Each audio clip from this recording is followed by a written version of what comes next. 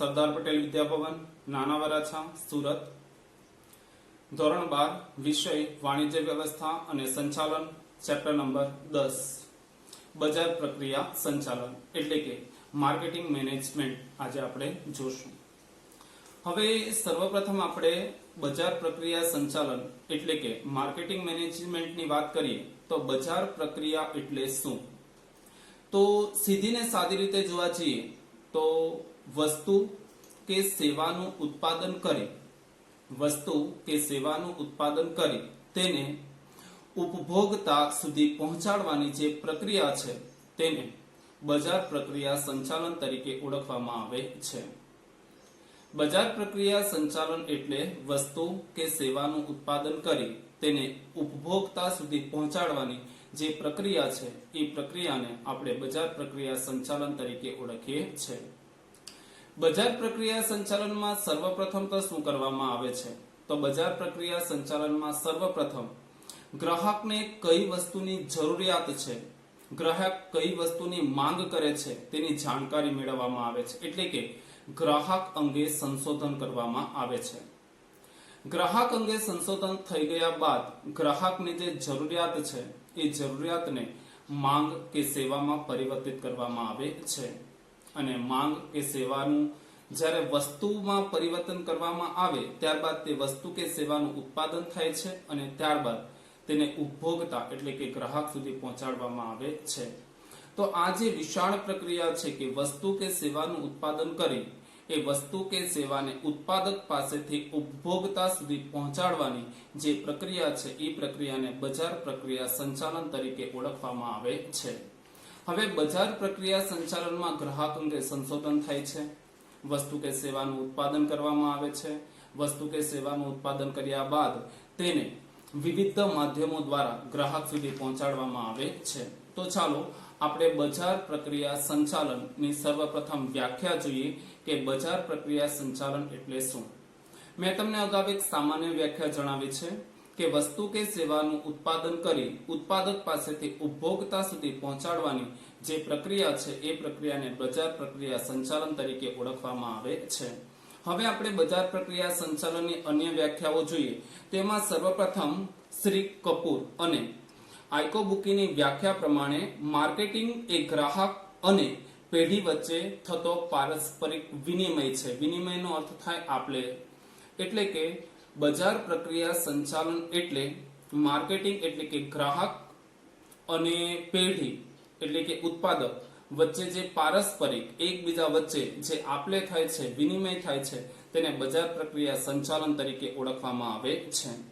હવે આપણે બજાર પ્રક્રિયા સંચાલનના વિવિધ કાર્યોની વાત કરીએ તો બજાર પ્રક્રિયા સંચાલનના મુખ્ય 15 કાર્યો છે, પરંતુ આ 15 કાર્ય ખૂબ જ સરળ છે અને આપણે એને સરળતાથી યાદ રાખી શકીએ છીએ।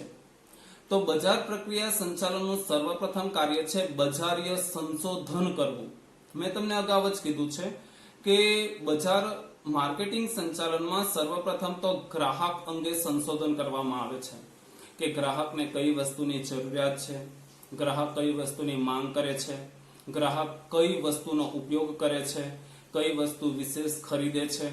તો આ દરેક બાબત છે તેનું સંશોધન કરવામાં આવે છે। એટલે બજાર સંશોધન એ માર્કેટિંગ સંચાલનનું સર્વપ્રથમ કાર્ય છે। એમાં ગ્રાહક અંગે સંશોધન કરવામાં આવે છે અને ગ્રાહક અંગે સંશોધન કરી ગ્રાહક અંગે માહિતી મેળવવામાં આવે છે।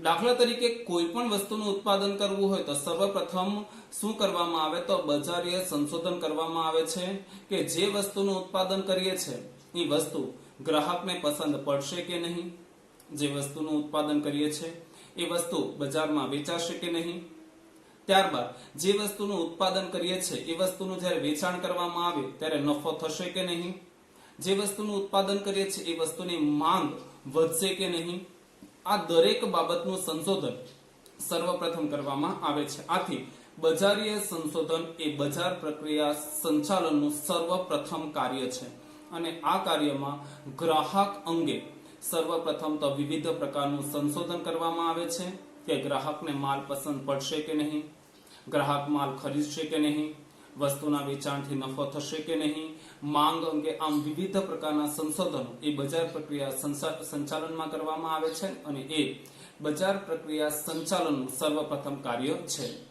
ત્યારબાદ આવે છે માલનું એકત્રીકરણ.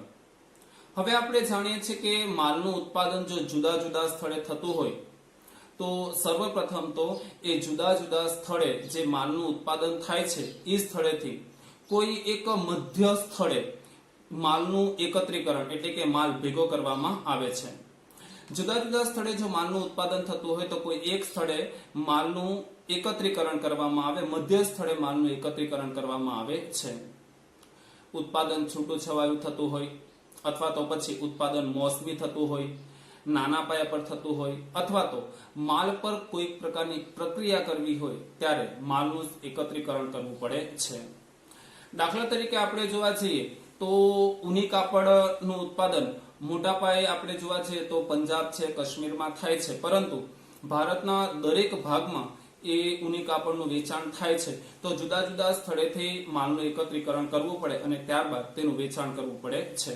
તો આ રીતે માલનું એકત્રીકરણ કરવું એ બજાર પ્રક્રિયા સંચાલનનું બીજું કાર્ય છે. ત્યારબાદ માલને વપરાશ યોગ્ય બનાવવો.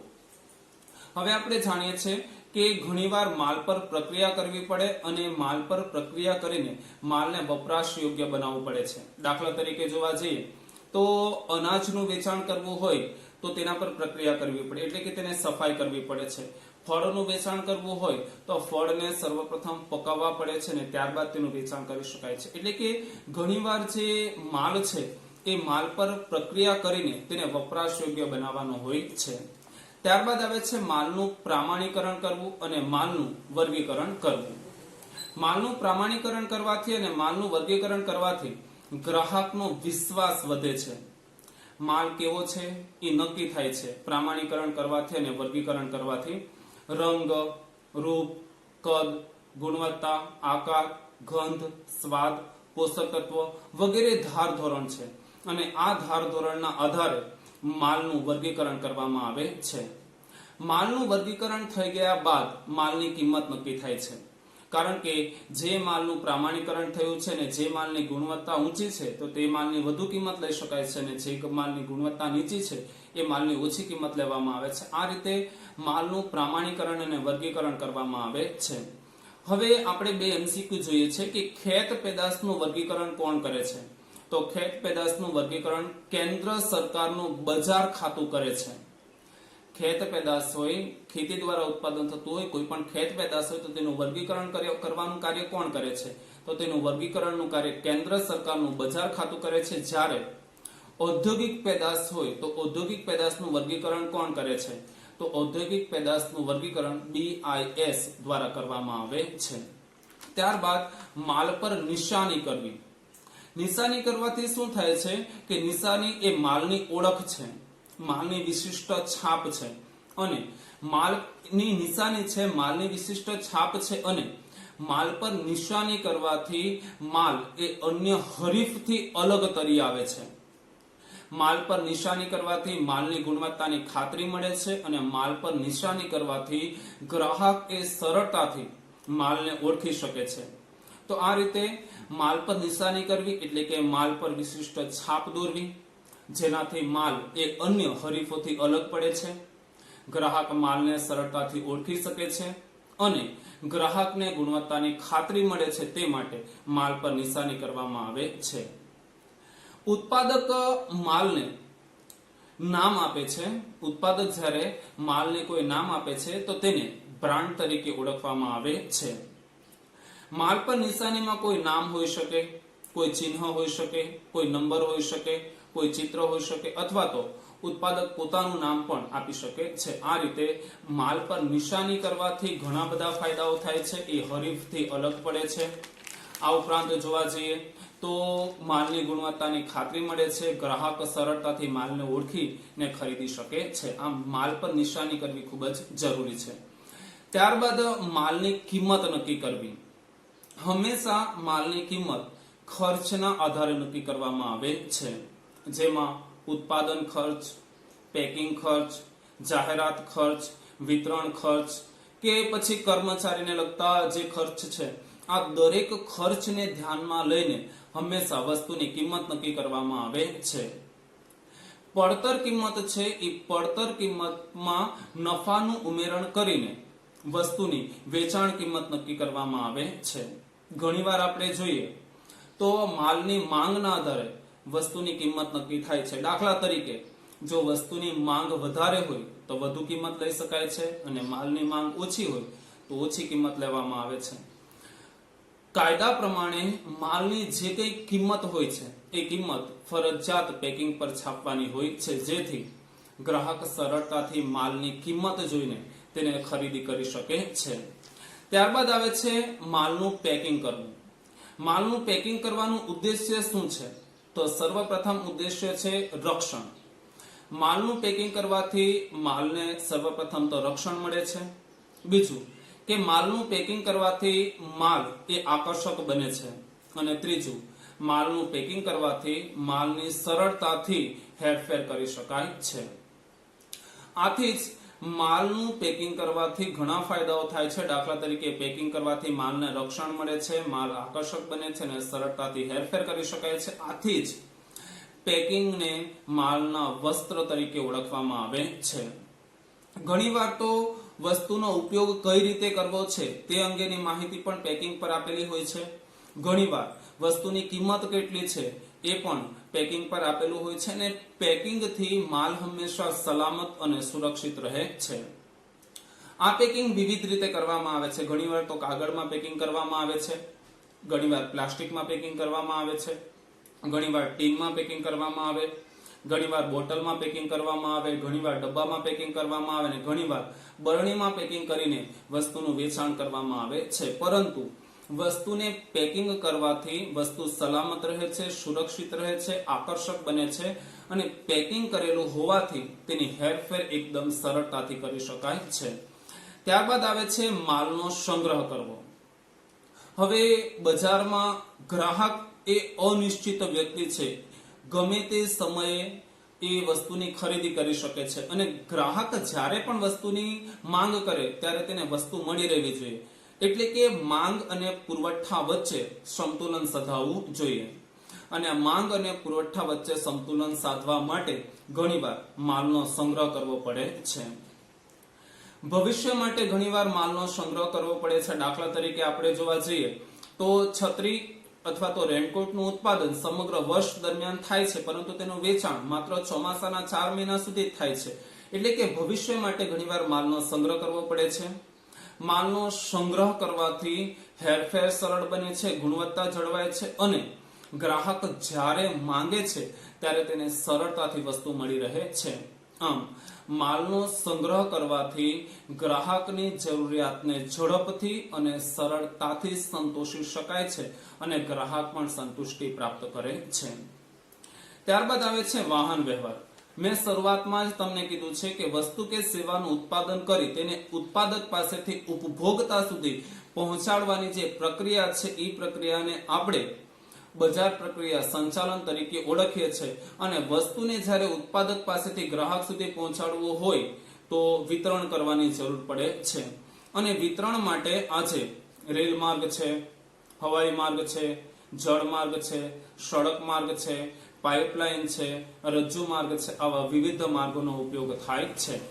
દાખલા તરીકે આપણે જોવા જઈએ તો કાર છે એ કાર ઉત્પાદક પાસેથી એને શોરૂમમાં પહોંચાડવામાં આવે તો તે માટે હંમેશા શેનો ઉપયોગ થાય? તો કન્ટેનરનો ઉપયોગ કરવામાં આવે છે. વિવિધ પ્રકારના ખનિજો ને એક સ્થળેથી બીજા સ્થળે પહોંચાડવા માટે રેલમાર્ગનો ઉપયોગ કરવામાં આવે છે. પ્રવાહી પદાર્થ હોય તો તેને એક સ્થળેથી બીજા સ્થળે પહોંચાડવા માટે જમીન માર્ગનો ઉપયોગ કરવામાં આવે છે અથવા તો પાઇપલાઇનનો ઉપયોગ કરવામાં આવે છે. એટલે કે વિવિધ વસ્તુઓ છે એને ઉત્પાદક પાસેથી ગ્રાહક સુધી પહોંચાડવા માટે વિતરણ કરવું પડે અને આ વિતરણ માટે વિવિધ માર્ગો જેવા કે જળમાર્ગ, હવાઈ માર્ગ, સડક માર્ગ, પાઇપલાઇન, રજ્જુ માર્ગ વગેરેનો ઉપયોગ થાય છે. ત્યારબાદ આવે છે માલનો વીમો. વર્તમાન સમયમાં જોઈએ તો વીમો ખૂબ જ જરૂરી છે, કારણ કે ભવિષ્યમાં અનેક જોખમો રહેલા છે. ભવિષ્યમાં શું થવાનું છે એ નક્કી નથી અને તેના કારણે હંમેશા વીમો લેવાની જરૂર પડે છે. માલનો સંગ્રહ અથવા તો હેરફેરમાં જોખમ રહેલા છે. ઘણીવાર મોટા પ્રમાણમાં જથ્થો ગોડાઉનમાં સંગ્રહ કર્યો હોય ને આગ લાગી જાય તો મોટા પ્રમાણમાં નુકસાન થાય છે. અને ઘણીવાર વસ્તુને એક સ્થળેથી બીજા સ્થળે હેરફેર કરવી હોય અને કદાચ શક્ય એવું થાય કે અકસ્માત થાય અથવા તો જહાજ માર્ગે મોકલવામાં આવે, તો દરિયાઈ જહાજ માર્ગે મોકલવામાં આવે તો જહાજ ડૂબી જાય અથવા તો હવાઈ માર્ગે મોકલવામાં આવે, પ્લેન ક્રેશ થાય, તો આવા ઘણા બધા જોખમો રહેલા છે. અને એ જોખમો સામે રક્ષણ મળે તે માટે હંમેશા માલનો વીમો લેવામાં આવે છે. આ ઉપરાંત જોવા જઈએ તો ચોરી છે, આગ છે, લૂંટફાટ, હુલ્લડ વગેરે સામે રક્ષણ મેળવવા માટે પણ માલનો વીમો લેવો ખૂબ જ જરૂરી છે. માલનો વીમો લેવાથી જે નુકસાન થાય છે એ નુકસાન સામે રક્ષણ મળે છે, જોખમ સામે રક્ષણ મળે છે. વર્તમાન સમયમાં આગ છે, મિલકત છે, અકસ્માત, દરિયાઈ વીમા, હવાઈ વીમા, હુલ્લડ અંગેના વીમા, આવા વિવિધ પ્રકારના વીમા લઈ માલને સુરક્ષા, જોખમ સામે રક્ષણ, નુકસાન સામે રક્ષણ પૂરું પાડવામાં આવે છે. ત્યારબાદ આવે છે નાણાકીય વ્યવસ્થા. નાણાકીય વ્યવસ્થામાં માલનું ઉત્પાદન કરવું હોય અથવા તો કોઈ પણ કાર્ય કરવું હોય, દાખલા તરીકે જાહેરાત કરવી હોય, માલનું વિતરણ કરવું હોય, તો મોટા પ્રમાણમાં કાર્યશીલ મૂડીની જરૂર ઊભી થાય છે. તો સર્વપ્રથમ તો માલનું ઉત્પાદન કરવું હોય, તેનું વિતરણ કરવું હોય, જાહેરાત કરવી હોય તો કયા કાર્ય માટે કેટલા નાણાંની જરૂર છે, ક્યારે નાણાં જોઈએ છે, નાણાંની વ્યવસ્થા કઈ રીતે કરવી છે, જાહેરાત માટે કેટલા નાણાં જોઈએ છે, આ બધી જ વ્યવસ્થા નાણાકીય સંચાલને કરવાની હોય છે. બજાર સંચાલનમાં જુદા જુદા કાર્ય કરવા માટે જે નાણાંની જરૂર છે એ નાણાંની વ્યવસ્થા કરવાની હોય છે અને આ વ્યવસ્થા અગાઉથી જ કરવાની હોય છે. ઉત્પાદન કરવા માટે પણ અગાઉથી વ્યવસ્થા કરવાની હોય છે, વિતરણ માટે પણ અગાઉથી વ્યવસ્થા કરવાની હોય, જાહેરાત માટે પણ અગાઉથી વ્યવસ્થા કરવાની હોય છે. આ નાણાકીય વ્યવસ્થા એ બજાર પ્રક્રિયા સંચાલનનું અગત્યનું કાર્ય છે અને તે માટે સર્વપ્રથમ તો કાર્યશીલ મૂડીની જરૂર પડે છે. કેટલી મૂડીની જરૂર છે, ક્યારે જરૂર છે, આ દરેક બાબતનું ધ્યાન બજાર પ્રક્રિયા સંચાલનને રાખવાનું હોય છે. ત્યારબાદ જાહેરાત. વસ્તુની માંગ અને નાણાંના આધારે જાહેરાત થાય છે. દાખલા તરીકે વસ્તુની માંગ ઘટતી જતી હોય, વસ્તુની માંગ ઘટે છે તો વધુ ને વધુ જાહેરાત કરવી પડે જેથી વસ્તુની માંગમાં વધારો થાય અને વેચાણ વધારી શકાય. બીજું કે નાણાંના આધારે, કે જો એકમ પાસે પૂરતા પ્રમાણમાં નાણાં ન હોય તો પૂરતા પ્રમાણમાં જાહેરાત કરી શકાતી નથી. એટલે વસ્તુની માંગ અને નાણાંના આધારે જાહેરાત કરવામાં આવે છે. જાહેરાત કરવાથી સીધો ફાયદો એ થાય છે કે વધુથી વધુ લોકોને વસ્તુ અંગે જાણકારી મળે છે અને તેના કારણે વસ્તુની માંગમાં વધારો થાય છે. હરીફોની જાહેરાત. પેદાશના પ્રકારના આધારે હંમેશા જાહેરાત કરવાની હોય છે અને ઘણીવાર વસ્તુની સ્થાનિક કક્ષાએ પણ જાહેરાત કરવી પડે છે જેથી વસ્તુની માંગમાં વધારો કરી શકાય છે. વેચાણ માટે વિતરણ વ્યવસ્થા. ઉત્પાદક પાસેથી વસ્તુ એ ગ્રાહક સુધી ઝડપથી અને ઓછી કિંમતે પહોંચે તે માટે વસ્તુની વિતરણ વ્યવસ્થા ગોઠવવી પડે છે. પેદાશના પ્રકારના આધારે વસ્તુનું વિતરણ કરવામાં આવે છે. જો વસ્તુની માંગ મોટા પ્રમાણમાં છે, વધુથી વધુ લોકો વસ્તુની માંગ કરે છે તો વિતરણ માટે વિવિધ વિકલ્પોની વિચારણા કરવામાં આવે છે. એજન્ટ હોય, છૂટક વેપારી, જથ્થાબંધ વેપારી વગેરેનો ઉપયોગ કરીને વસ્તુનું વિતરણ કરવામાં આવે છે. ઘણીવાર તો જે ઉત્પાદક છે એ ઉત્પાદક જાતે જ વસ્તુનું વેચાણ કરતો જોવા મળે છે. આમ વસ્તુને ઝડપથી ઓછામાં ઓછા ખર્ચે ઉત્પાદક પાસેથી ગ્રાહક સુધી પહોંચાડવા માટે વિતરણ વ્યવસ્થા જરૂરી છે. ત્યારબાદ આપણે જોઈએ તો વેચાણ. વેચાણ એટલે શું? તો વિનિમય પ્રક્રિયા. વિનિમય એટલે શું? તો આપ-લે. ઉત્પાદક એ ગ્રાહકને વસ્તુ પૂરી પાડે છે અને ગ્રાહક એ ઉત્પાદકને નાણાં આપે છે. આમ વેચાણ એટલે એક વિનિમય પ્રક્રિયા છે જેમાં ઉત્પાદક માલ આપે છે અને ગ્રાહક ઉત્પાદકને પૈસા આપે છે. આ રીતે વસ્તુ કે સેવાના બદલામાં નાણાંનો વિનિમય થાય છે. વેચાણ કરવા માટેની જે સૌથી અસરકારક જો પદ્ધતિ MCQ છે, વસ્તુનું વિતરણ કરવા, વેચાણ કરવા માટેની જો સૌથી અસરકારક પદ્ધતિ છે તો તે છે વ્યક્તિગત વેચાણ. વેચાણ માટે ઘણીવાર વિવિધ પ્રકારની જે મધ્યસ્થી છે એ મધ્યસ્થીનો પણ ઉપયોગ કરવામાં આવે છે. અને વેચાણ કરતા એટલે કે વિક્રેતા જેટલો વધુ એ આક્રમક બનશે, જેટલું વધુ વેચાણ કરવા માટે એ પ્રયત્ન કરશે તેટલા વસ્તુનું વેચાણમાં વધારો કરી શકાય છે. અને વેચાણ પછીની સેવા. વેચાણ પછી પણ ઉત્પાદકે અથવા તો વેપારીઓએ ઘણી બધી સેવા આપવી પડે છે, જેના કારણે વેચાણ પછીની સેવા જો સંતોષકારક આપવામાં આવે તો ગ્રાહક સંતુષ્ટ થાય છે અને ગ્રાહક કાયમી બને છે. હવે વેચાણ પછીની કેવા કેવા પ્રકારની સેવા આપી શકાય છે? દાખલા તરીકે ગ્રાહક વેચાણ પછી વસ્તુમાં જો કોઈ ફરિયાદ હોય તો ગ્રાહકની ફરિયાદનો તાત્કાલિક નિકાલ કરવો. જો માલ ખામીવાળો હોય તો ગ્રાહક ફરિયાદ કરે તાત્કાલિક તેને માલ બદલી આપવો અથવા તો માલ પરત લઈ તેને નાણાં પરત કરવા. જો વસ્તુ બગડેલી હોય તો સમારકામ કરી આપવું. અને ઇલેક્ટ્રોનિક વસ્તુ હોય તો ખાસ કરીને ગ્રાહકોને વેચાણ પછીની સેવા આપવી ખૂબ જ જરૂરી બને છે. તો આ રીતે આપણે જોયું કે બજાર પ્રક્રિયા સંચાલન એટલે શું? તો સ્વીટ એન્ડ શોર્ટ વ્યાખ્યા છે કે વસ્તુ કે સેવાને ઉત્પાદક પાસેથી ઉપભોક્તા સુધી પહોંચાડવાની જે પ્રક્રિયા છે તેને બજાર પ્રક્રિયા સંચાલન એટલે કે માર્કેટિંગ મેનેજમેન્ટ, માર્કેટિંગ સંચાલન તરીકે ઓળખવામાં આવે છે. આ જે પ્રક્રિયા છે તેમાં ઉત્પાદક અને જે વેપારી, ઉત્પાદક અથવા તો વેપારી અને ગ્રાહક વચ્ચે પારસ્પરિક વસ્તુ કે સેવાની આપલે થતી જોવા મળે છે. આ પ્રક્રિયામાં ગ્રાહક અંગે સંશોધન કરી વસ્તુ કે સેવાનું ઉત્પાદન કરી એ વસ્તુ કે સેવાને ગ્રાહક સુધી પહોંચાડવામાં આવે છે.